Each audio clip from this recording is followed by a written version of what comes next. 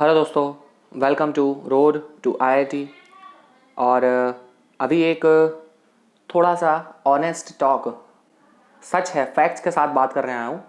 अभी मैंने जो वीडियो डाला था उसमें मुझे 2 डिसलाइक मिली। ठीक है, 2 डिसलाइक की बात नहीं है यहाँ पे, लेकिन वो दिखा रहा है कि नहीं, लोग अभी भी है जो चाहते हैं कि एग्ज़ाम पोस्टपोन हो। मैं कुछ बातें करना चाहता हूँ कि क्यों, क्या है रीज़न। ठीक है, मुझे पता है बहुत सारी दिक्कत है, फ्रस्ट्रेशंस है, लेकिन मेरी बात एक सुनो।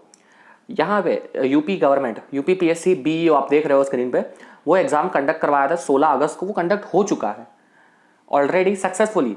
उसमें 5 लाख से ज़्यादा लोगों ने फॉर्म भरा था और करीबन 2.5 लाख के आसपास लोग अपीयर भी हुए थे, और वो एग्ज़ाम कंडक्ट सक्सेसफुली हो चुका है। ठीक है, this is the first thing. Second thing, NDA exam जो 6 सितंबर को होने वाला है, सबको पता है। उसमें भी हर साल आप देखो कि 4 लाख 5 लाख कैंडिडेट्स अपीयर होते हैं और ऑलमोस्ट 50-60% अपीयर भी होते हैं। इतने लोग एप्लीकेशन डालते हैं, इतने अपीयर होते हैं। इस बार भी वही सिचुएशन है। आपने कहीं पे भी देखा कि एनडीए एग्जाम पोस्टपोन करवा दो, ऐसा सुना आपने? मैंने तो नहीं देखा। आपने देखा हो तो बताना मुझे जरूर। आईबीपीएस आरआरबी पीओ एग्जाम 12, 13, 19, 20, 26 सितंबर 2020, मतलब कि जेडब्ल्यू और नीट एग्जाम के बीच में ये एग्जाम कंडक्ट होने वाला है। ठीक है, इसमें भी करीबन 10 लाख लोगों ने फॉर्म भरा है। हर एक बंदा चाहता है कि ये एग्जाम हो जाए। एक भी बंदा ऐसा नहीं है जो एग्जाम पोस्टपोन होना चाहता है। ठीक है, 3 एग्जाम मैंने बताया जिसमें हर एग्जाम में 5-5, 10-10 लाख लोगों ने फॉर्म भरा है। एक एग्जाम हो चुका है, बाकी वाले चाहते हैं कि एग्जाम हो जाए। तो फिर जेडब्ल्यू और नीट ही क्यों बोल रहा है कि मुझे पोस्टपोन करवाना है? आप लोग कई बार समझते नहीं है कि सिचुएशन क्या है।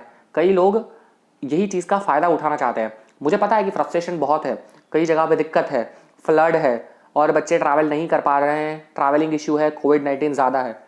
लेकिन एक और चीज़ मैं बताना चाहता हूँ यहाँ पे कि मुझे 1-2 क्वेश्चंस के आंसर दे दो सिर्फ, कि कोविड-19 कब एंड होगा? किसी को पता है? WHO, कोई भी बड़ा सा ऑर्गेनाइजेशन? किसी को नहीं पता है। वो जनवरी मार्च तक खींच गया तो आप बताओ क्या करोगे आप तब? 1 साल और खींच गया तो 1 साल वेस्ट नहीं होगा सबका?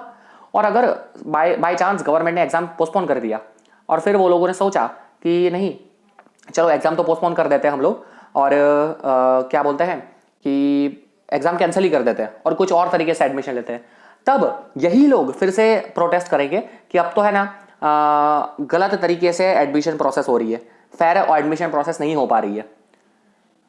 एक बात समझो कि कोविड-19 ऐसी चीज है जिसकी वैक्सीन बनने में टाइम लगेगा। उसकी वैक्सीन अगर बन भी जाएगी तो वो मैन्युफैक्चर होके हमारे यहाँ आते आते टाइम लग जाएगा। ये चीज यहाँ पे और 5-6 महीना रहने वाला है। ठीक है, उसको पोस्टपोन करने का, उसको डिले करने का कोई पॉसिबल वे यहाँ पे दिख नहीं रहा है गाइस, समझो इस चीज को। आप देख रहे हो ट्रेंडिंग में फिर से चल गया है प्रोटेस्ट अगेंस्ट एग्जाम्स इन कोविड, यही चीज़ है। और अब इन लोगों ने श्री सुब्रमण्यम स्वामी को भी ट्वीट करके बोला था, तो उन्होंने भी इसमें अपना एक पक्ष रखा है। देखो यहाँ पे मैं दिखा रहा हूँ tweet. Since the number of new कोविड-19 cases has soared to 70,000 per day, तो वो भी बोल रहे हैं कि पब्लिक इंटरेस्ट के लिए एजुकेशन मिनिस्ट्री को CGI, chief justice of India court को अप्रोच करना चाहिए और एग्जाम नवंबर या फिर दिवाली के बाद करने चाहिए, उन्होंने ये बोला। और अभी अभी ये वीडियो मैं जब रिकॉर्ड कर रहा हूँ उसके जस्ट 5 मिनट पहले उन्होंने एक ट्वीट और किया था, आधे घंटे पहले एक्चुअली। ये देखो, I have already tweeted as well as conveyed to education minister that NEET exam should be after Deepavali. Minister is holding an emergency meeting, let us see. I was asked to intervene by you all at a very late stage after SC had deliver its judgement. ठीक है, अब सुब्रमण्यम स्वामी मैं उनका बहुत ही बड़ा प्रशंसक रहा हूं और उनकी हर एक चीज में एक फैक्ट होता है। अब वो यहाँ पे एंटर हुए हैं तो वो कुछ ना कुछ तो बड़ा करेंगे। अब यहाँ पे बहुत ही क्रिटिकल सिचुएशन हो गई है क्योंकि बहुत सारे लोग हैं जो कंटिन्यूसली ट्वीट कर दिए हैं, तो उनमें उस और जाके वो सोच के अब ये भी एंटर हो चुके हैं। अब ये चीज आप देख रहे हो कि minister is holding an emergency meeting, मतलब एजुकेशन मिनिस्टर की मीटिंग भी कर रहे हैं। अब देखो एडमिट कार्ड आ चुके हैं, कई लोगों ने अपनी टिकट्स भी बुक करवा ली है, कई लोगों ने माइंड प्लान सब कुछ बना लिया है। और अब अगर एग्जाम पोस्टपोन हो तो बहुत ही खराब होगा ये। मेरे हिसाब से एग्जाम पोस्टपोन नहीं होना चाहिए। मुझे पता है मेरी बात से बहुत सारे लोग डिसएग्री करेंगे, लेकिन मैं यहाँ पे न्यूट्रल हूँ। एग्जाम पोस्टपोन होगा तो भी आपका नुकसान है, एग्जाम पोस्टपोन नहीं होगा तो भी कई बच्चों को, मैं मना नहीं कर रहा हूं, आप जाओगे तो 101% चांसेस है कोविड-19 से इन्फेक्शन होने के, लेकिन ये सिचुएशन ही ऐसी है, हमें फेस करना ही पड़ेगा। देखो, अगर आपको फैमिली की और इतनी ही चिंता है तो आप जैसे ही जाओ, आप घर पे आ जाओ एग्जाम देके, 7-8 दिन के लिए आप क्वारंटाइन हो जाओ, किसी को टच मत करो, खुद से सेफ्टी रखो ना, हमारे पास सेफ्टी मेजर्स भी है। ठीक है, मैं यहाँ पे यही समझाने आऊँ कि एग्जाम तो होके ही रहेंगे, अगर इस बार नहीं तो फिर से इस बार पोस्टपोन हो गया, फिर आगे जाके कहीं भी कभी होगा।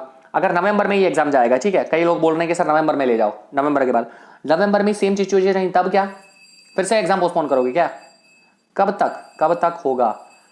थोड़ा सोचो इस बारे में, ठीक है, थोड़ा सोचो और फिर एक डिसीजन लो, ठीक है। और लास्ट में मैं यही बोलना चाहूँगा कि प्रिपरेशन बंद मत करो।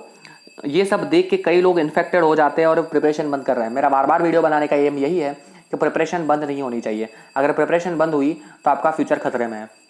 प्रिपरेशन बंद मत करो, जो भी आए उस डिसीजन को एक्सेप्ट करो, प्रिपरेशन बंद मत करो।